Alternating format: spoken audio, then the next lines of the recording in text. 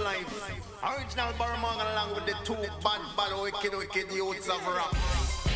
Not a mercy, whoa.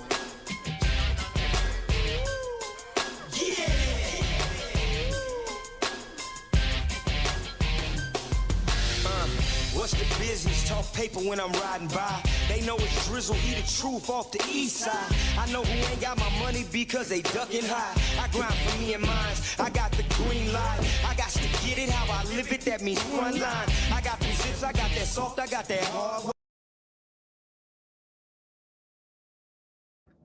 What's up, y'all? We're gonna begin in a minute.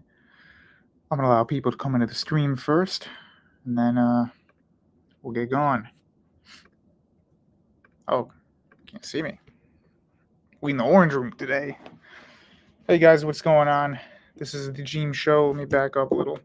So if you're new to the channel, the program, you can like, comment, and subscribe. In fact, you will like, comment, and subscribe. And keep some notifications on for future videos. You can check out my library of content if you want to know what this channel's all about. Don't come in here knowing nothing, spewing nonsense. You will be excommunicado if you do anything overly insulting. Not to my character, of course, but blasphemous, I mean. We have a few comments. I'm going to read those, and then I'll get started with the actual material in about 5 minutes. Want to let the stream fill up a little bit before we start getting crazy into the good knowledge. Today's topic du jour, will be Tovia Singer. What I write? Refuted on Nazarenes and St. Peter. Ooh. So that's going to be the topic of the day. I'm going to get Mr. Singer up in a second, but until we have more of the crew here, got some long-time followers, and we've also got some probably some new people. I hope. Sick and tired of talking to the same three of you. It's not how I want to spend my life. But yeah, so we got a few things we're going to talk about today. So you guys get acclimated, and we'll begin in just a couple moments while I read the channel. Funops says, Jeem, love you, BBJIRL. Okay. Emmanuel, hello. Mr. Metal Gear Solid says, what's up, Jeem? Time Phaser says, I'm ready. Your boy Yo says, or Ro says, heyo. I call my cat Ro. That's his nickname. I call him Ro. Sal says, I'm not ready. Well, I don't know, you want a 5-minute timeout? Didn't you say this channel was going to go in a more social political direction? Well, it did. I mean, it did. I don't know what else I can commentate on. I always say the channel is going to go in X direction, and then I run out of stuff to talk about. So I did for a while. Like, a lot of the commentary I did had nothing to do with theological or philosophical topics in particular, but after a while you just kind of run out. Like, what else am I going to do? Am I going to analyze more political people and give the exact same analysis? Because I'm right most of the time, and it gets kind of old. So, Two Crooks says, let's go. Pal Sear says, gang sign or whatever. Skend, good evening. Don't want to open up anything, but do you have a video up on old calendar? No, I don't. I'm not learned on that topic. So I don't do videos on topics I'm not learned on. I'll have to do some more research on that and then get back to you. Luke, I refuted a Yehudai on his own YT short and he stopped replying. Nothing like comments in the YT shorts. I don't read any of the comments when I do a short. Like when I did those goofy shorts when I was at Crate and Barrel and at Whole Foods. Got some weird comments, guys. Not gonna lie. Arctos TV says, sup, guys. Our friend who goes by Ahmed says, commuting home, I'll catch the stream soon. All right.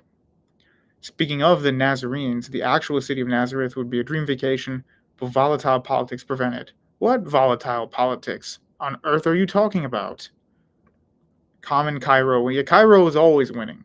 I always tell him, hey, Buster, you're not getting 2 meats this morning. And then he ends up tricking me. That's okay. That's okay. He doesn't know better. He's just a boy. The Jeem Experience, call sign Red Bull. The Jeem Experience, the Jeem Show. Welcome. Yeah. I'm going to see if blurring the background looks better. And then we're going to get going. If any of you are new here, you're like, what is this dude like talking about? That does not look better. Actually, it does. That looks great. We're going to keep that up. Hang on.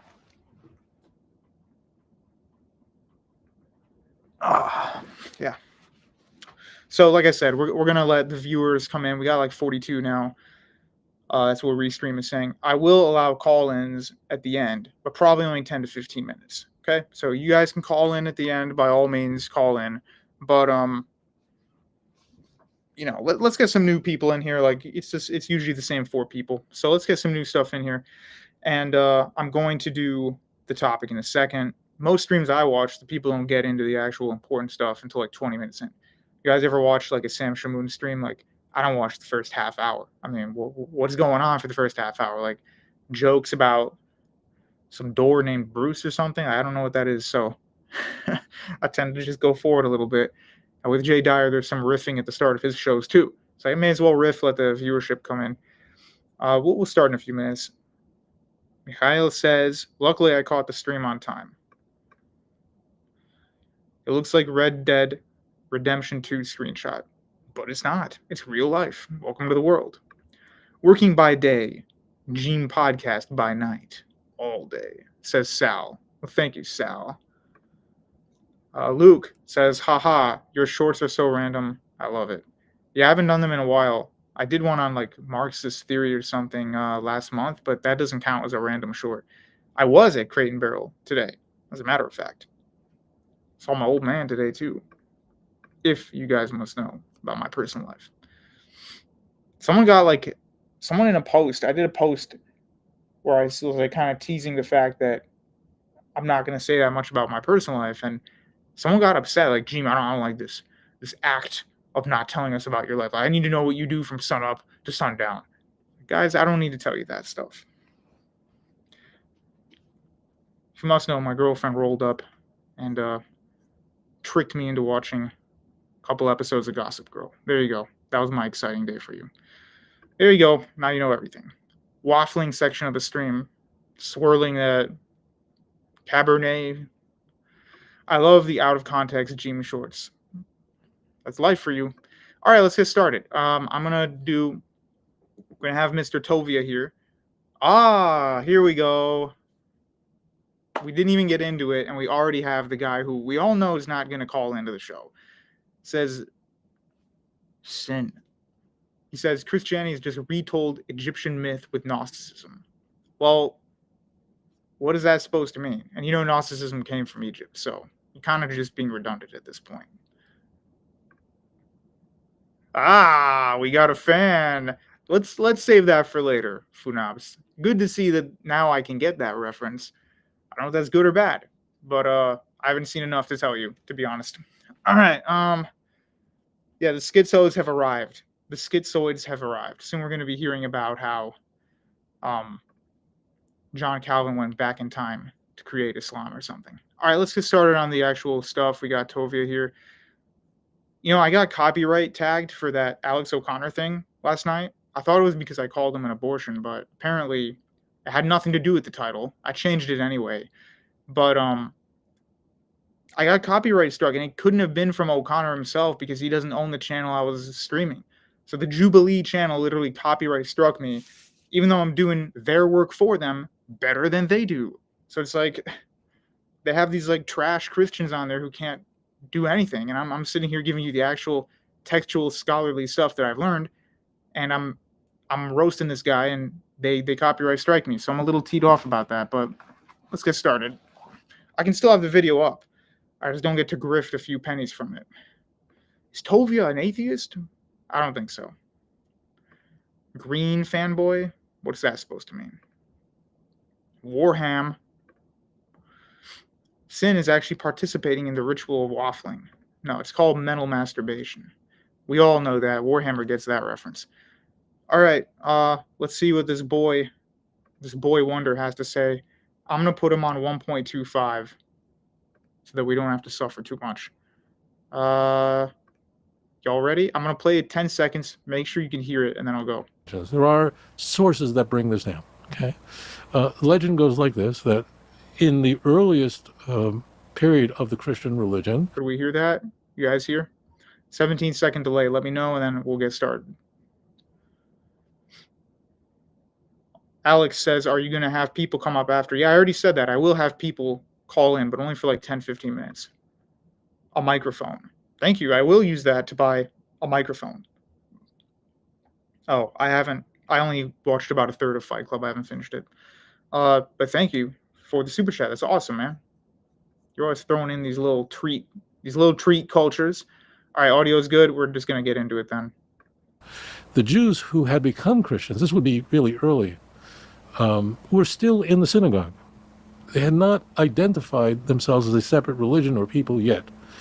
As it turns out, in the Christian Bible, the word Christianity never appears. And okay. What's that supposed to mean? Like the word Judaism doesn't appear in the Tanakh. the word Christian appears 3 times, but it's never used by a Christian. That might be telling that the earliest Christians, in fact, didn't call themselves Christians. That was a name.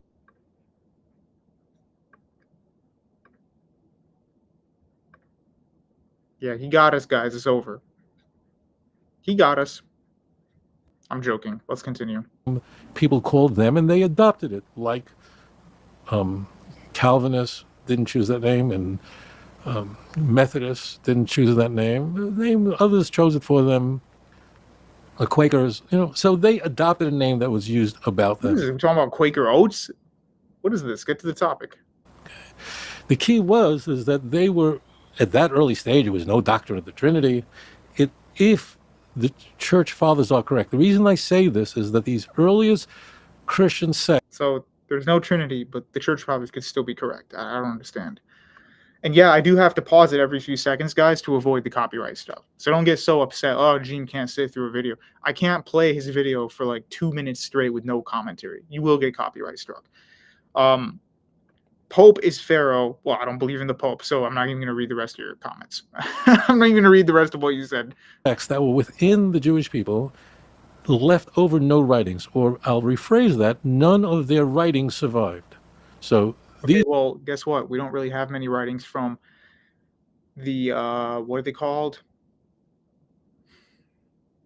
The Sabaeans, okay? The Mandaeans. We don't really have their writings because they would write in the sand, make their people who would be catechized into the religion memorize it, and then they would wipe the sand clean. They didn't write anything. Does that mean there's no Mandaean religion? No, we know what we know from them because they exist in parts of Iraq today. And also, we have writings, so we have to trust. You have to, at some point, trust part of history. You can't just say, I need a receipt with an exact date on it for every single thing. You're not going to get that. Otherwise, we may as well throw away all of philosophy, Homer, everything, because you're not going to find the exact date that you want. So this whole, we don't have their writings. Yeah, but we have what people were saying about them. And actually, Tovia's going to mess up here because the people writing about them, even though they didn't necessarily like the Nazarenes, he confuses them with another group. They still are telling actually the honest truth of what the group was. There is a sparse amount of information. We don't have everything. But people have written books on this topic. So for him to say, oh, we have no idea what they believed, they could have believed in rat's shit. Yeah, that's not true. Let's continue. These groups would be identified by the church fathers as Ebionites, perhaps Nazarenes. There is arguments over whether that's the same group, but the church fathers talk about... No. The Ebionites and the Nazarenes are not the same group. The Ebionites denied 85% of the New Testament. They only held to one of the Gospels, or a mishmash of the Gospels. They denied the virgin birth, the preexistence of the Messiah. So that's not the same group whatsoever. If you actually look at what I have produced, instead of what he has produced, they have the Gospel according to Matthew in its entirety in Hebrew. For it is clear that they still preserve this as it was originally written in the Hebrew alphabet. That's Epiphanius talking about various churches that have the Hebrew copy. And then you have also here from Clement, the epistle which is called the Epistle of the Hebrews, not considered, etc., etc. He's talking about why Paul wrote it in Hebrew. That's in my book as well. So already we have this idea that there were Hebrew elements of the New Testament. So we know that there were people who could understand it, or else why would he be writing in this language? Number one. Number two, even I think it's Pope Honorius? No, Cardinal Humbert, who says, forget the Pope Honorius, Cardinal Humbert says that the Greeks make themselves like the sect of the Nazarenes from Pella in that they keep the Sabbath. He didn't confuse them with the Ebionites. The Ebionites are a semi-Gnostic group that, like I said, disagree with 95% of what's in the New Testament. So to conflate those two together is a historical dishonesty. All right, let's continue. About groups that did not believe in a virgin birth, certainly didn't believe Jesus was God. Many of them believed that parts of Matthew were what, that was the gospel they followed. They certainly did not like Paul. And as citation needed. Again, if he's talking about the Ebionites, fine. The Ebionites did not like Paul. That's true. But he said Nazarenes first, and he's conflating these two. So I have to explain to you guys the differences between those two. Otherwise, you're going to just take his word for it and be confused. So Ebionites, they denied 95% of the New Testament canon. The Nazarenes did not. There's no evidence of exactly what was in their canon, but we know that they accepted the preexistence of the Son of God at the very least. They otherwise were in communion, sort of, with the rest of Christianity for a while, except that they kept the law. So if they were Pelagians or they denounced the Apostle Paul, pretty sure all the church fathers who comment on the Nazarenes would have mentioned that, but they don't. So the Ebionites did. The Nazarenes didn't. And conflating the two is one of the biggest historical errors. But, that was the gospel they followed. They certainly did not like Paul. And as we could definitely be sure of, definitely be certain, this you can take to the bank. I won't. These groups definitely existed because Paul opposed them and couldn't stand them. Okay, yeah, that's not true. As we've discussed many times on this channel, this Paul, hang on a second. I gotta keep changing the stuff here. This conspiracy that Paul was out there eradicating all the Judaizers and stuff is not true. His writings don't say anything about you cannot keep the law. It just says that it's not necessary for salvation, or rather, not that it's not necessary, but that it does not amount to salvation. So per in the Sinai covenant, you had to earn your keep, which was living in Canaan. And of course, if you disobeyed the least of the commandments, you wouldn't be able to stay in Canaan. That's how God punished people in the Old Testament. So that right there tells you the difference. St. Paul never says you can't do the law. He just says, if you do it, don't do parts of it, do it. End of story. Don't do it as if you can trick God and get yourself into heaven that way. That's what he's writing in the New Testament. That shall we call the law unholy? Certainly not, for we would not know what sin is without the law.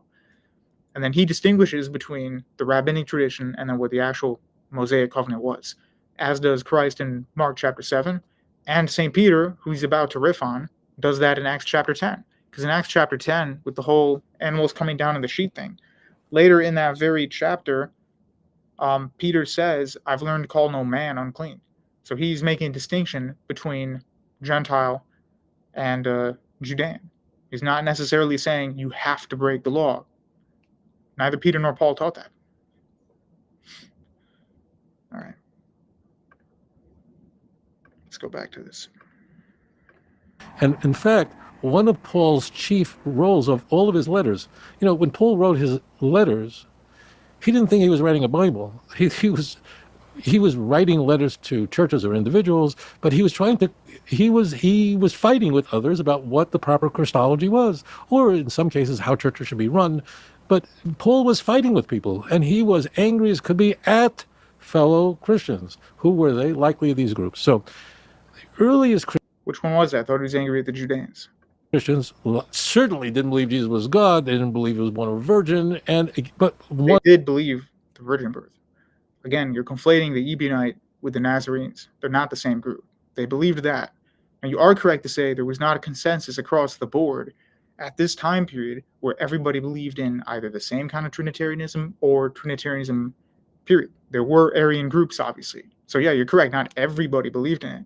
But to say that nobody believed in it would also be wrong. Even early people like Tertullian had an archaic Trinitarianism. One caveat is that all of our sources for what they believe come from their opponents. So everything has to be, but as I explained, their opponents don't even insult them. I've read Epiphanius, I've read Eusebius, I've read everybody that comments on the Nazarene sect. And yeah, they'll say like, hey, they're Jewish. That sucks. They shouldn't be Jews. That's kind of it. Like, at least they're telling us, oh, these guys do the law. Check. They do the Sabbath. Check. They have the New Testament. In fact, it says, and I was reading in an old book here, I got to show you guys this.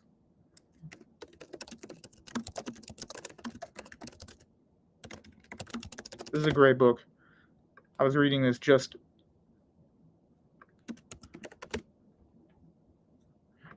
The book. This is absurd. No. Why can't I find this now? It's like this book doesn't exist. That's pretty freaky. Wow, I couldn't find it. Okay. Anyway, I'm reading this great book. It's out of print now. It's by this guy called William Adonai or Adonai, and he basically just it's this tiny note in a chapter that has nothing to do with this topic, and he says that there were a group called the Nazarenes in Pella, and they had the Gospel of the Hebrews, which he doesn't say is an amalgamation of 4 Gospels. He just says it's Matthew, but in Hebrew. They called it the Gospel of the Hebrews. So, just to let you guys know. All right, let's go back to Tovia. Paul's letters, like the opening passage of Galatians 3. After 2 chapters of Paul explaining to everybody why he's right and everyone else is wrong, and his revelation doesn't come from Jerusalem, it comes directly from Jesus Christ. Now, you idiot Galatians, who bewitched you to believe that you have to keep the Torah. Okay? So Paul doesn't say that because Paul would be contradicting himself in Romans and in Hebrews and a variety of other places and Corinthians, both letters, where he doesn't say you can't keep it. There's this big deal about it. It's not you can't keep it or you must keep it by the sword. It's rather you can keep it, but you can't earn your salvation through it. That's what he's saying. It's not that hard to get. Paul's chief enemies are not religious Jews like me who are not Christian, but really fellow Christians. Remember what I explained to you about that term. So legend has it that this person named Shimon, Simon, who gets the name Peter, Matthew 16, okay, was really a religious Jew. And he was actually a rabbinic. He was not just a Judean. Okay, like Paul was a rabbinic too, but then he converted and said, yeah, rabbinism sucks. But Peter was a rabbinic even after the gospel narrative in Acts chapter 10. Watch my previous material. He was a rabbinic, or at least had rabbinic influence, on his theology. He, of course, accepted Christ and everything, but he still had some rabbinisms in him, whereas Paul was able to make a cleaner break because Paul was the superior theologian. Like, he actually learned this stuff in a career, whereas St. Peter was a normal man who knew some theology, and, that's obviously their story. Asked by Sanhedrin to get this sect away from the Jewish people because it was metastasizing. It was simply dangerous. Let's move it out of the synagogue and let's just get it to Rome. Just get it somewhere else because this thing is very, very contagious, very, very dangerous. Why? Legend has it that this individual asked, but if I do such a thing and join them or pretend to join them, wouldn't that affect my place in the world to come? So there was a very famous Tana, a very famous rabbi. Tana means that people lived, their effort should be immediately thwarted. It's a prayer we say, he's the author. And therefore, it would stand to reason he would be the only person who could turn to Shimon and say to him, I assure you a place in the world to come. This is how the legend goes. And so... Yeah, let me explain all this nonsense he's talking about. Okay, so this nonsense he's talking about, this whole, Shimon, Peter is a secret rabbinic agent. It comes from the fact that, I'm gonna ban this guy. How come none of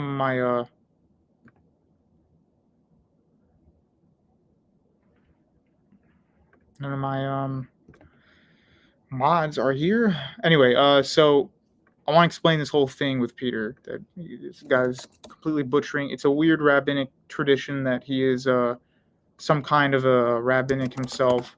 So we have to go to Acts chapter 10. All right. Here. Rise, Peter, kill and eat. The animals and everything come down. Everybody's seen that before. We're all familiar with this verse. We're all familiar with what's going on here. I got rid of that guy. But later, we see the 3 men show up, and he has to learn how to pray with them and not think that they're filthy. 4 days ago, I was fasting until this hour. At the 9th hour, I prayed in my house. Behold, a man stood before me in bright clothing. He said, Cornelius, your prayer has been heard. Your alms are remembered in the sight of God. Send therefore to Joppa and call Simon there, whose name is Peter. He's lodging in the house of Simon, a tanner by the sea. Okay. Then we have the preaching to the household of Cornelius. Okay. the Holy Spirit falls on the Gentiles now. See how it was a big deal that there were those of the circumcision, Peter and other Judeans, and there are the Gentiles. They're still distinguished. It's not just like the gospel narrative ends and that's it. The Jews just automatically accept everything. But as you can see, he learns not to call any man unclean. Right? That's the whole point of that. And so from these lessons, I forgot to show you guys one thing. From this episode, Peter has this idea of being a rabbinic or like pro-rabbinic Judaism, which he's not. He's just a man that believes in the new covenant, but previously had known rabbinic theology. In this very verse, Christ tells him not to believe in rabbinism anymore. It says right here, and the voice spoke again the second time unto him, what God hath cleansed, katharizo, thou will not call common. So these are two different words. So he's not saying what God has called clean, you will not call unclean. He's saying what God has called cleansed, you will not call common. So koinos is a different word. I've already been through this stuff, so you can check out my previous material. But if you look in the previous verse, what does Peter say? He says, but Peter said, not so, Lord, for never I have eaten anything that is common, koinos, or unclean. So there's a difference between koinos and akathartos, root words in Greek. So he's not saying, I've never had anything unclean. If you have a translation of the Bible that says that, it's leaving out the last word. It says, I've never had anything that's common or unclean. So the difference between common and unclean. The distinction between common and unclean is a fact of rabbinic Judaism. Because in addition to the fact there were unclean animals like shrimp, shellfish, whatever, pork, any items that were within a mile of them that touched them would, by extension, transform into becoming common. And so a lot of what the rabbinics did was invent laws that were like red tape around the law. That way, even if you were a little ignorant, you won't accidentally break the real law because we have an exterior law around it that stops you from breaking that law. If you want some scriptural reference for that, from Christ, he says, therefore, whatever they tell you to observe, that observe and do, but do not according to their works, for they say and do not do. So they're not teaching the law or doing the law in the proper way. For they bind heavy burdens hard to bear and lay them on men's shoulders, but they themselves will not move one of their fingers. Exactly. So they're going against the law of Moses. They're making it harder for people. And then here, the famous, well did Isaiah prophesy of you hypocrites? Christ says, as it is written, and in vain they worship me, teaching as doctrines the commandments of men. So I've done this a million times. You guys can just look at all those. I've already shown them many times here on this channel. But the point is, Peter is relegated to be somewhat rabbinic in terms of his mindset. But for Tovia to then pop in there and say, actually, that means that he was a rabbinic Jew, he's probably not even entertaining the thought.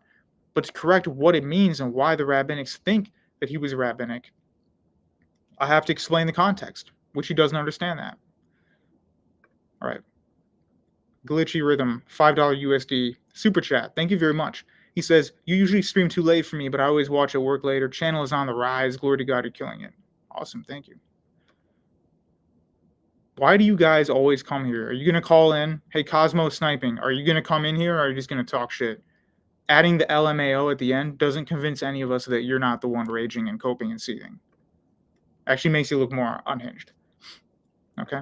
So that's it. I don't think I need to get more into it. We'll watch a little more of Tovia's spiel, and then that's it.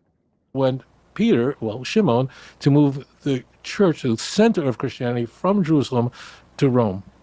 Now, I can leave it there and leave you wondering, like, what. But there is one point I want to share with you, which I've never shared before. And that is Peter in the Christian Bible.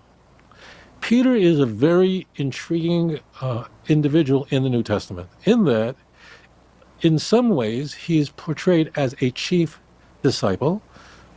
Matthew 16 famously, that he is the rock upon which the church is built. The Roman Catholic Church uses this passage, famous passage, to say that this is an allusion to the Bishop of Rome being the Pope and so on, the authority of the Pope. So in that, or he's present at the, when Jesus is on the Transfiguration, which you find in the Synoptic Gospels only, so he's present in that. So he's very much front and center as a chief apostle, right? But in another way, in the Christian Bible, which is very strange, there's no one else like this, he is portrayed as the chief schlemazel of the New Testament, always messing up, always getting into trouble. And there's no one else like this. So There's something odd, there's something striking about Peter in the Christian Bible that you Well, it's because Christ says that the greatest will be humbled and the humble will be greatest. So it's kind of the lesson that even though Peter's the top, he messes up the most. could Not really not a apply to anyone else, whereas in one sense he is held up as a leading apostle, or the lead apostle in many ways. You see that also in the Passion narrative, that he's running to the tomb in John chapter 20. He's right there, front and center. But on the other hand, he's a mess. He's constantly messing up everything.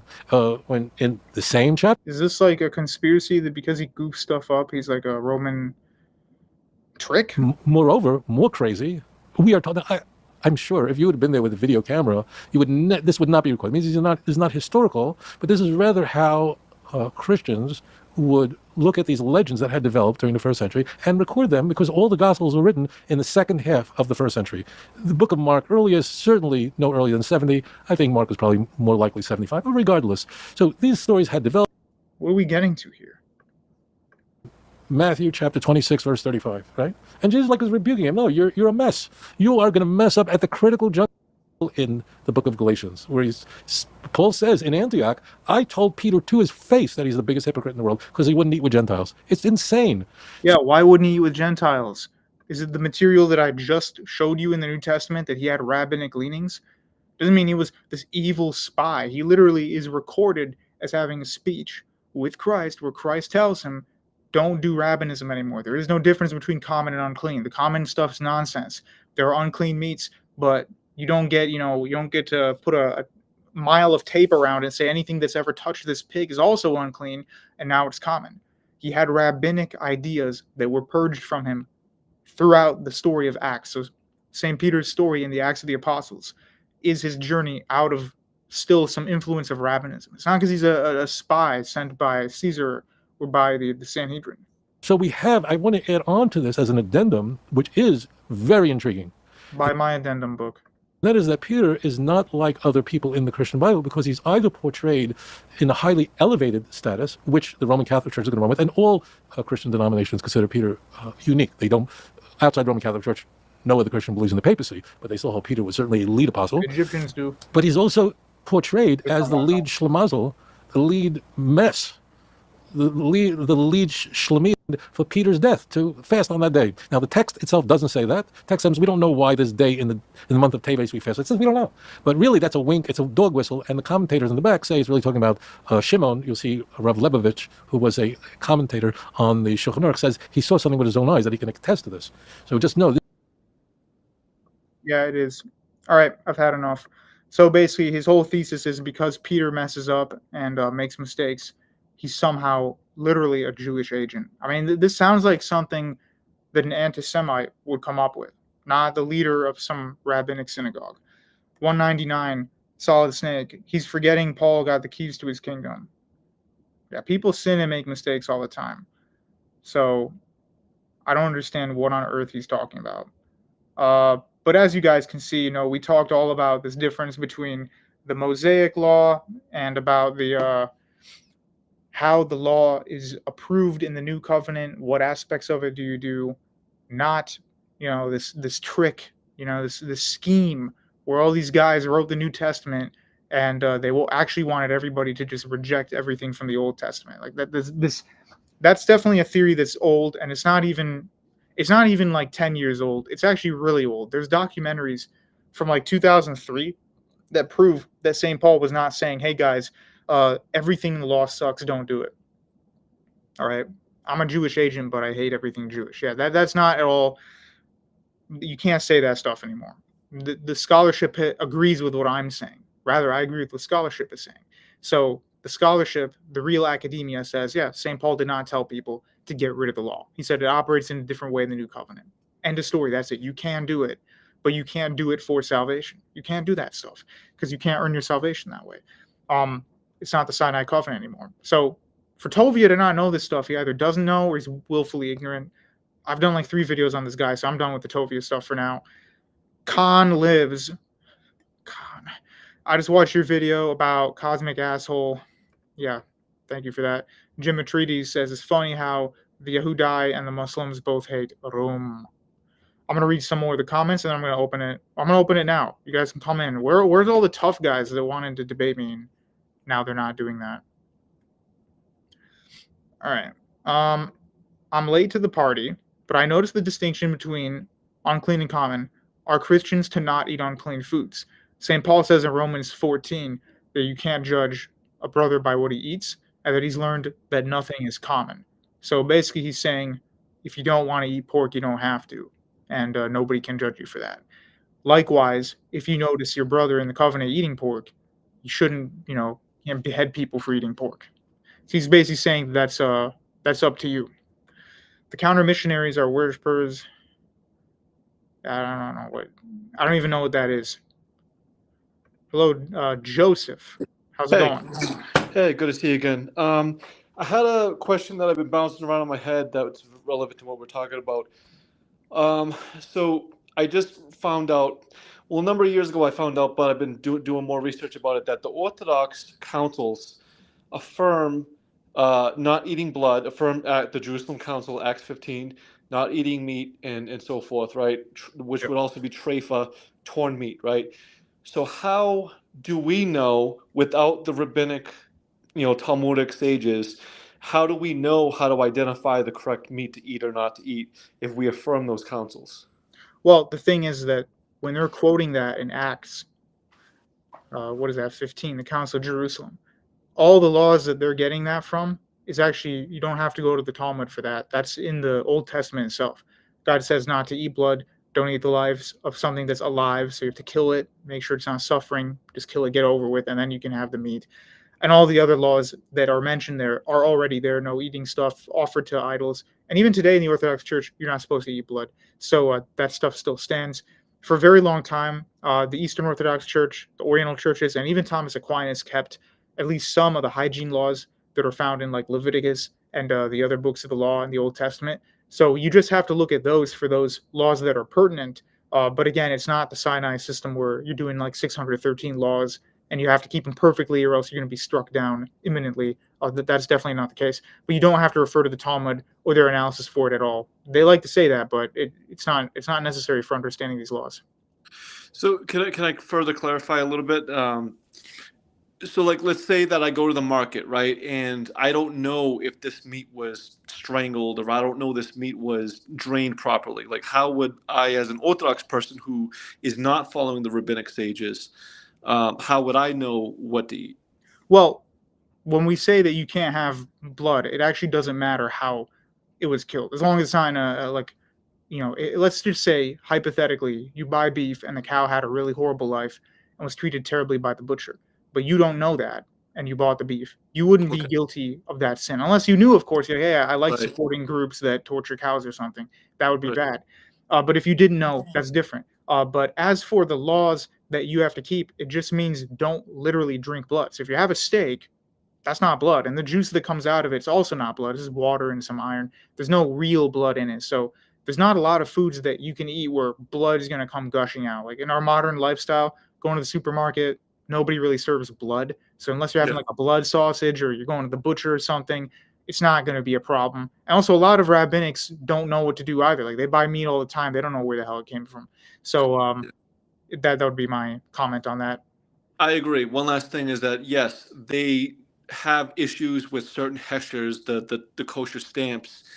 People don't know, is this, can I trust this hesher? Can I trust that hesher? Can I trust this stamp? Can I trust that stamp, that organization?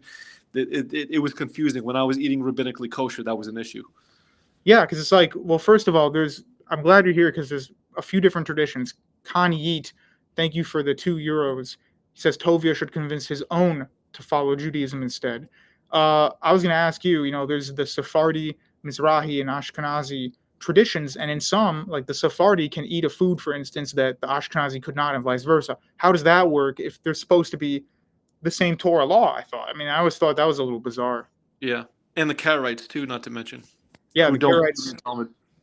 Yeah, there's not so many Karaites nowadays, but they are there. They're a small group, but they're there. Yeah, but I appreciate that. Yeah, I've been bouncing that. It was perfect timing, so thank you. Of course, no problem. Thank you for calling in. All right, have a good one. You too. We're gonna go to Alex Coptic. How's it going? Hey, Jimmy. I just had a few questions for Sure. you. What's up? So, I know Tovia Singer in the rabbinic interpretation that Jesus isn't the Messiah is because he didn't rebuild the temple. Um, and I know that in the Christian view, obviously, he predicts the temple's destruction and he claims that his body is the temple and that the church would be the continuation of the temple. Is that how we should argue when it comes to, um, debating a rabbinic? Yeah, that's one thing to mention, and then another is to look at Micah and Jeremiah when God says he's going to make a covenant that's nothing like the covenant he currently has with the Judeans. So whatever covenant he has with the Gentiles is going to be different. So if we were all going to the temple in Jerusalem and doing the exact same animal sacrifices, that wouldn't be different. That would be the exact same thing. But clearly, that in conjunction with Isaiah 53 shows that there will be the kind of atonement sacrifice that replaces the sacrificial system. Let me fix my light real quick. B, we're going to see a different covenant, so it can't be the exact same. There's also a lot of other Old Testament verses that are problematic between debates with rabbinics and Christians, like Daniel chapter 9, I believe. That's a huge one. So, like the time in which the city will be rebuilt aligns with when the Messiah is going to come, and it just so happens to fall within the range of when Christ comes to the earth. So I would focus on things of that nature. And then, yeah, like I said, if the covenant is going to be different, why would we be going to the exact same temple? And then Mikhail has a great comment here. He says, what if the promise was conditional? Here's another thing. In the Old Testament, prophecy is not done in the way of the Oracle of Delphi. Okay, prophets, for the most part, like some will be able to tell the future or they'll have revelation given to them, but prophecy is not staring into a crystal ball. It's actually really just warning people to not go against God. And so a lot of times God will say, I will keep you forever. We're going to have this amazing covenant and you'll always be my people. But then a few chapters later, he's smiting them and allowing the Persians to destroy their city. Is that contradicting the prophecies? No. It's just a lot of them are conditional. It's if you keep all my laws and do all my holy decrees, I will preserve you. And so there's that element as well, that this temple being rebuilt doesn't have to be literal, because many of the promises God gives to the Israelites are themselves not literal because they're based on their own obedience. And so if they reject the Son of God and reject the last revelation that God sends to them, they're not going to get their earthly temple. They're not going to have the wealth and the riches that they thought they were going to have. So, by the way, just to summarize, you say that I should probably look into Micah, Jeremiah, and Daniel 9, um, given the description of what the new covenant would look like. Right? Yeah, definitely. Okay. Also, do you think that rabbinics argue from silence when it comes to understanding if the Messiah would have one or two comings? Like, for example, the Old Testament doesn't necessarily mention the number of comings. So is that kind of an argument from silence, would you say? Yeah, they try to have two different messiahs. There's like a Messiah ben David and Messiah ben Joseph, because they're expecting like there's a warlord to show up and conquer the kingdoms. Maybe not by total violence, but make it a very earthly kingdom and make the Judeans the elevated race on earth. But then there's verses about the spiritual Messiah who's going to end suffering and make the world a great place. And it's going to bring about a spiritual age. And so to compromise those two together, they just think there's going to be two different messiahs. But I think that's, as you said, a complete argument from silence. I don't think there's anywhere in the Tanakh whatsoever, Old Testament, that says anything about there being two messiahs. That's just a total, we can't explain why the Messiah is going to be doing these two different things that don't line up with our model. So there have to be two different messiahs or two different modes of the Messiah where they act completely different from each other. That would also apply to whether there's one coming or the second coming. Got it. And also, one other question. This has to do with Islam. So, obviously, the main Muslim view is that the Torah was corrupted, and I know Muslims love to cite scholars, atheist skeptics, all types of scholars to prove their position. But when you think about the New Testament and what scholars have said for 2,000 years, nobody believes that Jesus believed that the Torah was corrupted in any sense. So what would you say to that? Like, because Yeah, it's so strange that Muslims believe that, you know, the Torah was corrupted, but the historical Jesus never claimed that. So, well, basically they probably try to skirt around that by saying, oh, he's quoting from, a different copy of the Torah, which is different than the one that the Christians and the rabbinics have. That's usually what they try to get away with. But it doesn't seem to make sense because then later it says to judge by the books that they have with them. And in the 7th century, we know that the Christians of Arabia had the same canon as what everyone else had. Even if the translations were a little iffy and different, it was generally the same book. So you're not going to find these massive differences or this large scale corruption. I also don't really think that the Quran or the Hadith actually necessarily say that. It just seems to be a Muslim talking point. Everything got corrupted. That's why there's a big mess. If you look at the Islamic historians and theologians over time, they tend to focus on the New Testament. Like they'll just say, oh, the Jews, they forged their own nonsense with their translations and their Talmud, but they don't comment too much on the Old Testament. They're mainly looking at the New and saying, that's the corrupted one. We're waiting for the Injil. That's what Isa really had. But for the Old Testament, they don't comment too much. It's mainly just kind of a talking point of today. The Quran and the Hadith don't say the Old Testament's corrupted. oh, right. Because when I look at Isaiah and Malachi and even prophets before that, they don't say the Torah is corrupted. So it's very strange to me. I don't know why they do that. I mean, I think there's a lot of elements in the Old Testament that Muslims have to account for. The blood atonement stuff is huge. And no, that doesn't mean you must believe in the technically reformed language of penal substitutionary atonement, but just the idea of there's animal atonement and sacrifices. Christ replaces that, and he is the last one on the cross, and that's it. I mean, that's a massive theological continuity between Old and New Testament, and that's one thing that they don't tend to cover. All the debates are always about the Trinity and St. Paul is a secret psyop, Mossad agent or something. Right. So I would say maybe that's the reason they don't want to deal with the Old Testament that much. Yeah, and I think Shabir Ali, I think he said that it was more of an abrogated thing, in which I guess this concept of Eid, I know you had that debate with the Muslima. She mentioned Eid, the sacrifice of Eid. I think that's what they think the form of continuity is. They say it's abrogated in the sense of atonement, atonement of sin. And I think even I was watching Sam Shimon versus Khalil Andani. Andani, I think, mentioned that the Quran itself mentions that there is like the form of blood sacrifice. The idea of anything atoning for sins is considered wrong in Islam. Well, of course they consider it wrong, but the question is, it doesn't matter if they consider it wrong. They have to answer, why is it in this book? And if it's an abrogation or corruption, the abrogation part's almost worse, because then you're basically saying God did this whole system and then he just changed his mind and said, actually, that system's stupid. I mean, at least with the crucifixion, we understand how it gets fulfilled. Right. But if there's no crucifixion, how is this fulfilled? I just don't understand why it's in there. And if it's a corruption, explain to us how it got corrupted. That's the main problem. Right.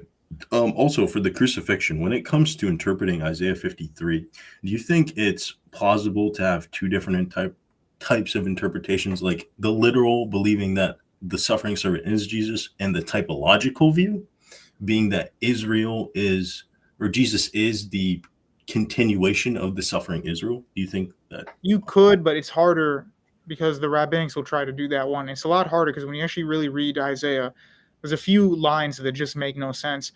By his stripes we were healed. Well, if the stripes, meaning the wounds, are afflicting Israel, who's the we? Because if all of Israel is being struck by the wounds, why would it say we are healed? That's like saying, Right. by the wounds of Chicago, we were healed. Well, who's the we if it's already talking about Israel? You see how you run into a problem where the first person and then the plural don't really add up if you're going to say it's typological. That's why I don't take that interpretation personally. So you think it's more typological, right?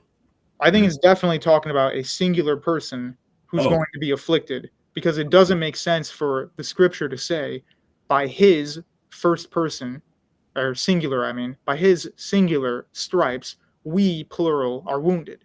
Because if you're going to say the one being struck is Israel, then who are the other we people being healed by that? The Israelites are being healed from themselves? I don't think that makes sense grammatically. Oh, okay, I see. Yeah. Interesting. Okay. All right, that's it. Thank you so much. I appreciate it. Yep. And then yeah, no problem. Thank you very much for calling in. Thank you. Jordan A, and then we'll let the rest of the people on. How's it going? Good, good. How are you? I'm doing very good. I'm doing very good. And JB, we equaling the nations is not what the rabbinics hold to it. They don't think the entirety of the world is going to be healed by Israel's suffering. That doesn't.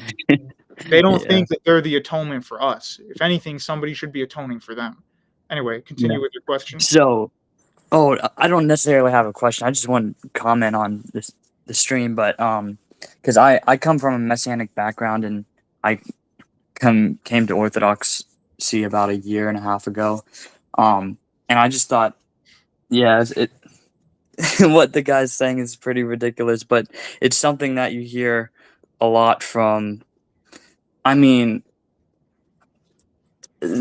how like Peter and Paul are like opposed to each other, and even Muslims say things like that, and like Paul is this guy, and all of Christianity has come based off of his theology, which is I opposed wonder where to Paul got the that Torah. theology from. Like they never answer that question. Yeah, He's getting it from yeah, the gospel. It's like pretty obvious. yeah, and he clearly does not teach against the Torah or the law itself. He's, like you said, it's against the law as a means to salvation, and I think even like Protestants get that confused too. Well, Like they, guess who else agrees with my view? One of the most beloved saints of the Protestants, the biggest of all time, Saint who Augustine. Saint Augustine. But Yeah. really, what does he say about it? So he's arguing with Jerome, and let me find it. Give me 2 seconds to find it. But yeah, Saint Augustine's arguing with Jerome. Oh, what am I doing? I'll just check my book. Haha. And he basically says, this is gonna, yeah.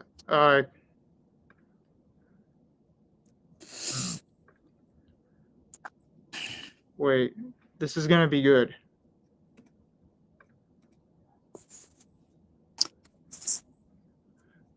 Give me 1 second.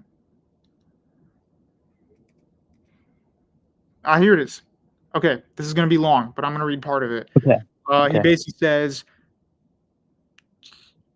you see, brother, how many thousands of Jews there are which believe, he's talking to Jerome, and they are all zealous of the law, and they are informed of you that you teach all the Jews which are among the Gentiles to forsake Moses, saying that they ought not to circumcise their children, neither to walk after the customs. What is it, therefore? The multitude must need to come together, for they will hear that you have come. Do therefore this that we say to you. We have 4 men which have a vow on them.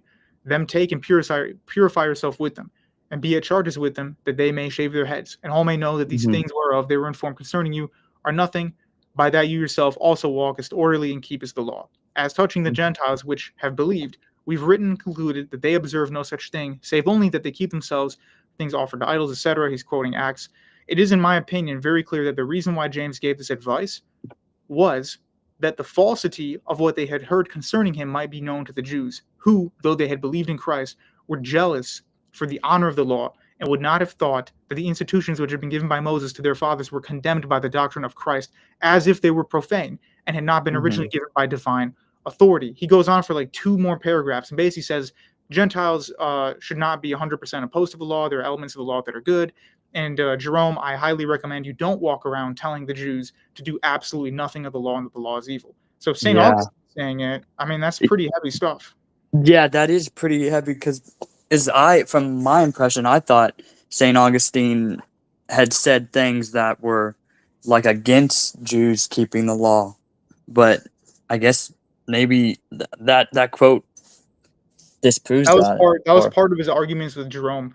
At some points he was like, oh, Jerome, you're right. But then other times he would change his mind. So basically, the system that he's describing in the paragraph I read is what's taught by the earliest church, is what's supposed to have been taught. Yeah. I mean, there's a reason that there's elements. Even Thomas Aquinas says you should keep hygienically pure. Like, you can't go to the Eucharist if you have sexual fluid on you, for instance. He actually does mention that in Summa Theologia. So that's from Leviticus, Interesting. and he doesn't call Yeah. himself a Judaizer for that. Yeah, that's interesting.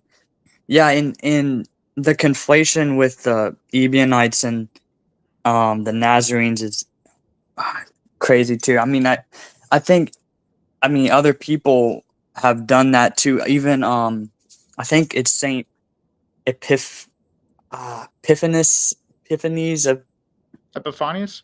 Epiphanius. Yes, him. I think he talks about the Nazarenes and almost equates them with the Ebionites because of their similarities. There's like a conflation between the two, but there was a clear distinction between them. Yeah, like there are people today that are modern Ebionites, and they hate St. Paul, and they're basically kind of like Gnostics. Yeah, Whereas you have people that are claimed to be Nazarenes, they accept the whole New Testament. It's a totally different group. yeah, Yep. yeah. The only difference is they kept the law, and that's the only difference between them and the rest of the Gentile church. Yep, exactly. Thank you for calling in. Do you have any more questions?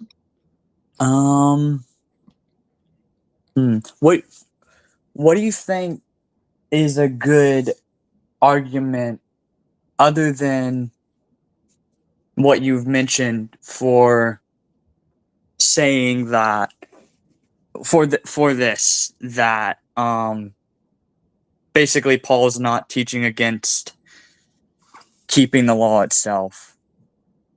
Well, I mean, other than St. Augustine, I just don't think the scripture says that. If you read it faithfully and you're not trying to read a bias into St. Paul, and you read it as if you understand Old Testament theology, what he's saying Mhm. makes perfect sense. I mean, there's a friend of mine who's literally a rabbinic Jew, and I recommended he read the New Testament, and he read through Paul, and I didn't even have to coach him on this. He said, "Oh yeah, I think Paul gets some bad rap. He isn't just trashing on the law. He just Yeah. he's getting rid of the legalistic mindset of the rabbinics for sure. But he's not saying the Yeah. law is evil or anything. So I think that's if you read him with good context, that's I just don't think you're going to find that ultra anti-Paul conspiracy version inside the New Testament. Yeah. One more thing. I think it's funny that, Rabbi Tovia, like, saying this about Peter, like he's an agent or something. But I think how he quoted that one, whatever, midrash or something, about them fasting on his death date. I think it's kind of a token to the truth of Christianity and the truth of that they still revere him even though they think he's a secret Jew agent, rabbinic agent. Yeah, it's weird. I don't know why they love Peter. Like, if you just Google right now, rabbinic Judaism or was Peter a rabbinic Jew, you're gonna get like 5 articles from Judaism Yeah. websites like IsraelMyGlory.org, the Jewishness of Peter. I mean, all this stuff. Israel Bible Center. Was Peter a Gentile or was he a Judean? Like, they all think that this guy kept the law, but for some reason they just have a bone to pick with St. Paul. I don't understand why Yeah. there's like Peter's good. Like, Peter is good, but Paul LA. It's like, come on. I don't understand where they get that distinction from. Yeah, I don't know. Yeah, thank you. Yeah, no problem. Thanks for calling in. How's it going? What's going on, bro? Can you hear me? I can hear you. What's up? I was just trying to it's my first time catching one of your lives. I was just trying to I was hearing you out. I was agreeing with everything you were saying. Up to the point where you kind of insinuated, maybe you didn't mean this, but you were saying something about the 613 commandments, that if the Jews didn't keep them under the covenant at Sinai, they'd be struck down or something like that.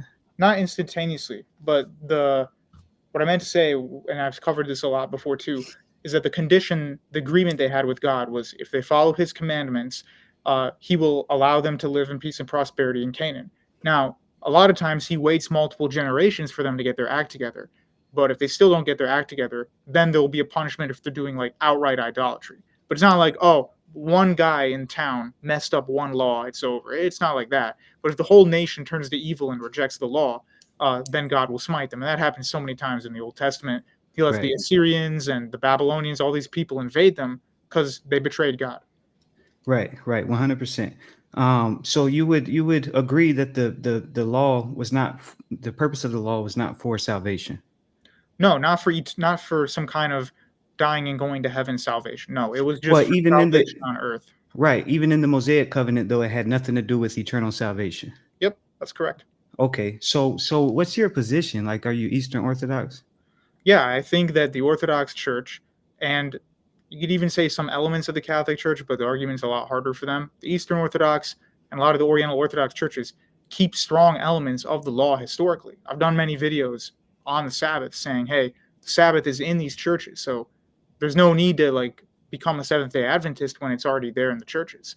But no, I don't think in the Old Testament people were doing the law for eternal salvation. Okay. So in reference to your comment in regards to the new covenant versus the old covenant, so I'm sure you affirm that we're in the new covenant. Like, where are we at on the timeline according to you? Yeah, we're in the new covenant right now, and the law has a different mode in the new covenant than it did in the old covenant because now we have this promise of eternal salvation. So there's definitely a difference. And since the Gentiles are included in a much larger proportion as well. But we are in the new covenant, yeah. Got you. So when it comes down to the new covenant as prophesied in Jeremiah 31 through 34, when it talks about no man would have to teach another man to know the Lord, for all will know him from the least of them to the greatest. Like, how would you exegete that? Well, I haven't read any commentary on that. Great verse and passage. So I'll have to look at some commentary. But for my own guess, I would just say that they would be learned enough to not have to teach people within the covenant. People within the covenant should know about the Lord. Not like an automatic natural law, like you're just born, you open your eyes and you know everything, but rather that the society as a whole will know God so well that you won't have to really teach people that much. It's also kind of a hyperbolic statement, it seems. A little bit of exaggeration. Like everybody's going to know about the Lord, so you're not going to have to teach them about the Lord, is what it's saying. So you're saying it's like that now? Yeah, I mean, for the most part in Christianity, although I can't speak for some of the sects like evangelicalism and others that I'm not that familiar with. But let's say we're in Orthodox Christianity only. Amongst the people that actually believe and are religious and devote themselves to God, yeah, they should be able to know enough to get by in life without me having to school them on everything or anybody else. Okay. So in Ezekiel 36, 26, and 27, when it talks about that the law, I mean God's going to give us a new heart and a new spirit, and he's going to cause us to walk in his ways and to keep his statutes carefully. You're saying that's certain aspects of the Torah? Yeah, that's certain aspects of it, and you can definitely see that kind of reflected in the part of Acts where James says to keep a few laws, but then he follows it up by saying, over time the Gentiles will learn the rest of Moses. That's Acts chapter 15, verse 21. Okay, so I agree with your exegete on Acts chapter 15, but like where's the distinction in regards to which laws to keep? Like where do we see that at? Well, the distinction's pretty clear in that anything that's not abrogated should definitely be a good influence. Like what St. Paul says about the law is keeping the law, or the law itself is just and holy, and it can be a good influence, but it's not a means to salvation. So number Definitely. one, that influence, obviously, we agree on that. But then also, like when Christ takes on the atonement, the suffering, we're obviously not going to be doing sacrificial atonement laws anymore because it would be fruitless. It would make no sense. So clearly those are not going to be part of it. And then there's a wide variety of other laws that are not relevant unless you're actually part of the Sinai covenant, like certain farming laws and things that are talked about just in the region of Palestine or Jordan, that it doesn't really have so much to do with, let's say, a Greek person. A Greek person doesn't have to worry about some of the laws pertaining to the tabernacle or the farming laws because they're just not relevant for him. So the primary element that I focus on is the moral parts of the law, because that seems to be one of the worst influences in the world is people ignoring the moral elements of the Old Testament. So that's what I focus on the most. Yeah. So a lot of people think it's not relevant anymore, and that's a huge problem. Like, for example, Jesus and St. Paul scarcely mention certain LGTV issues, right? Well, that's because they're referred to in the Old Testament already. So there's no book in the New Testament like Leviticus telling us every single thing that's good or evil. when Paul or Christ say sexual immorality, they're referring to some of the stuff that's mentioned already in the Torah. Right. So, but would you agree that if if God gives a law to those that are in covenant with Him, I think that to be the distinction, because I don't necessarily think that Torah is Jewish as much as it is godly, you know, as a method of sanctification. But if God gives a law in anybody, well, first and foremost, we have to. I mean, do you agree that the entirety of Torah is voluntary to anybody? Like like for example, even if the Jews got it, let's say the Hasmonean dynasty, right? You had a whole bunch of Jews that they just stopped keeping Torah, you know. Right. So it's always been voluntary, right? Well, I mean, again, in the practice that they were, God wanted them to keep those commands, and when they strayed from that and did idolatry, they would be chastised for it. And so, even in the New Testament, Christ writes many times he's against those that practice lawlessness. Now, I Right. don't think what it means is anybody on earth who's ever had bacon would now have to come after them. It's not about stuff like that. The lawlessness element is ignoring all the moral commandments that have been given in the Old Testament. So saying, hey, we don't have to care about the physical body, for instance. I think the New Testament is really attacking the Gnostics and the Platonists more than it's attacking rabbinics. But there are quite a few verses about rabbinics too.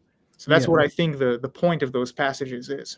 So for me, what gets confusing is the overlap. So I understand that, like you just did a good teaching on the halakhic teachings in regards to the rabbinic Judaism and all that in the first century. But when it comes down to the law, for example, if God, the fourth commandment, if God says to observe Shabbat and to sanctify it, to separate it, keep it holy, when most Christians would see this as ceremonial, if we don't want to do what God wants us to do, which we should want to do according to Romans chapter 8, then wouldn't that be a moral issue? Well, it is a moral issue, but I'm saying that in the Eastern churches, they still have, even if some people are ignorant of it, they do keep the Sabbath, not in like, oh, it's some old ceremonial law we don't need anymore. It is there. Like there's a liturgy that the Orthodox Church does on Saturday, literally called the Sabbath day, and they don't pretend that Sabbath was moved to Sunday. That's and some churches teach that. That's wrong. The Sabbath was never moved to Sunday. They're two different days. And one of the churches that gets a lot of heat for Judaizing is the Oriental Orthodox Church in Ethiopia, because they follow a lot of the laws too. But again, they don't consider it to be binding on their salvation. So they go to Sabbath because Saturday's Sabbath, and it's an ordinance that God created. So it must be good for man to rest on that day. That's it. That's the understanding you would have. Got you. Last question. Zechariah chapter 14, when it's obviously a messianic prophecy, and it talks about how that when the Lord returns, that there's going to be Gentiles that come and observe the Feast of Tabernacles, and if not, there's actually repercussions behind that. What's your take on that? Great question. There's a really good speech. I don't have the name of it now, but when the stream ends, I'm going to put the link like in the comment, given by an Egyptian Coptic priest, where he states that a lot of the feasts that are done in their church are supposed to be fulfillment of those feasts given in the Torah. So they don't have this theology where, hey, that's all just Jewish nonsense. We don't need it. We have these awesome new Christian holidays. They don't view it that way. They view like the Feast of the Cross as just the new covenant version of Yom Kippur. So they think we're doing Yom Kippur, let's call it something different now. And because we have the New Testament and Christ's atonement, it takes on an extra meaning, but it's still there. So I'm going to put that link because I think that's really integral to this discussion here. And another one to keep in mind is Daniel 7:25, where God says, the one who's evil, they will try to change God's times and laws. Well, again, that's why I would argue that you should, in fact, call Saturday Sabbath. And but as St. Ignatius says, we don't keep it in the way that the rabbinics do. I hope that's good clarification. 100%. All right, I appreciate you, man. I don't want to take up too much of your time. No problem. Please call back another time. I'd love to have another conversation with you. All right. Finally, we have our old friend. How's it going? Sorry to keep you waiting. It's fine. It's fine. Good to have other people that isn't just me and the two other guys, Yeah, I know. Yeah, all right. So I have a question about Shem, Ham, and Japheth. You've said before that the fact that the Israelites know that there are basically three continents around them, despite there being ancient people, kind of proof that the Bible is God-breathed or not just human-made. Is that your position? It's not about the continents because Europe and India are so far away, but they still call both of them Japheth. That's what I find very compelling. You know, it wasn't until like the 1800s that the British found out that the Indian Hindi and Marathi languages were linked to their own languages in Europe. So my question is like, how did they know that all the way back then? Okay, so it's about their common lineage, which the ancient Israelites could not have known. Is that it? Yeah, and also the fact that you have countries that are right next to each other, and the people would look almost identical to each other, but the Bible correctly points out which ones are not part of Shem, for instance, and which ones are part of Japheth. Like people in Asia Minor are all Japheth, even though they would probably look the same as a guy who's Shem, who's in the southern part of Asia Minor, but it correctly identifies. So that's the position, yeah. Okay, interesting. Because before the clarification, I thought you were going to say, well, it's the continents, right? And I would have criticized, well, actually, people are well traveled, so they could just make that up. But okay, thanks for clearing that up. Yeah. Here's my last question. So, as I've said before, the Indonesian Orthodox Church is technically in schism, and the majority Orthodox here are old calendarists. That's what the churches are. And I have just discovered recently that the old calendarist church just opened a proper church in my city, and I plan to visit there just to inquire. Now, again, I'm still an outsider at this point. There's KFC there for some reason. I plan to visit there just to inquire, and I don't really have a bias about, oh well, I'm only going to visit the canonical one. I'm just going to visit for his own sake as an outsider, right? Do you have any comment on that? Do you think that just because they're old calendarists, they're satanic, avoid them, or what? No. I don't think they're satanic. In fact, I have correspondence with an old calendarist. He doesn't call himself old calendarist, but a priest of the quote true Orthodox. So they're the people who call themselves true or genuine, one of those Orthodox. They're the Orthodox who you would call old calendarists. Same thing. But there's a priest who watches some of my content. I watch some of his. We've talked a couple times on friendly terms, and basically these guys keep, the theology of the Orthodox Church. They're just against the hierarchies, and like they reject all the patriarchates and stuff like that. But it's not like there's some schism from 800, 900 years ago that have a totally different theology. So they basically would say they probably broke off the rest of Orthodoxy in like 1950 or 1940. So it's really recent. They're going to have the same theology. I think if you're in the stage you're in, which is basically, I'm just looking around, I'm just inquiring. If you can't get to a church that's canonical and you have a true Orthodox one, and you just want to see what they're up to, what the liturgy and all that looks like, yeah, you should go ahead and visit. I don't think that would be problematic. Yeah, okay. Thanks, man. That's all I have to say. Yep. All right. Thank you very much. So guys, I'm sorry, I forgot to pin the restream. So really the first like 8 people who got in. I do have to go now. It's been an hour 15, and you know me, I don't go for much longer than an hour 15. Streaming, that is. I'm kidding. Don't clip that. So this is obviously some little Arab KFC. We're gonna close that out. So guys, today, if any of you are watching that's new, we talked about Tovia Singer. Now, of course, we're talking about absolutely nothing that has to do with him. But we talked about the laws. We ended on just a few personal questions about laws in the Orthodox Church.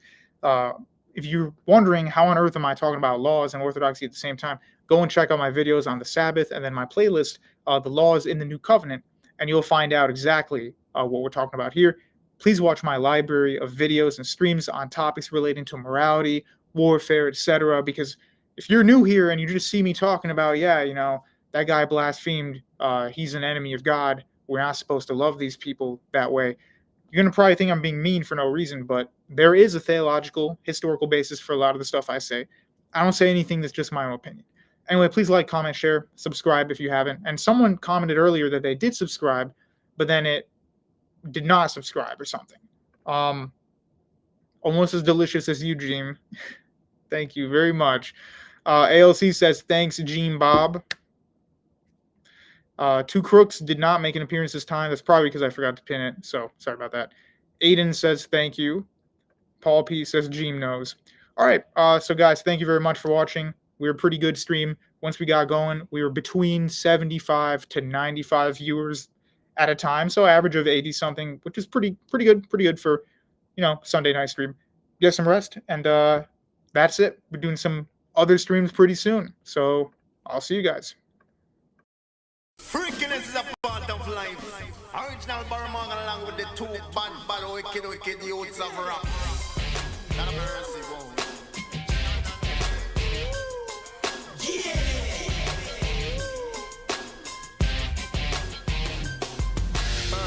What's the business? Talk paper when I'm riding by. They know it's drizzle, he the truth off the east side. I know who ain't got my money because they ducking high. I grind for me and mine. I got the green light. I got to get it how I live it, that means front line. I got them zips, I got that soft, I got that hard white.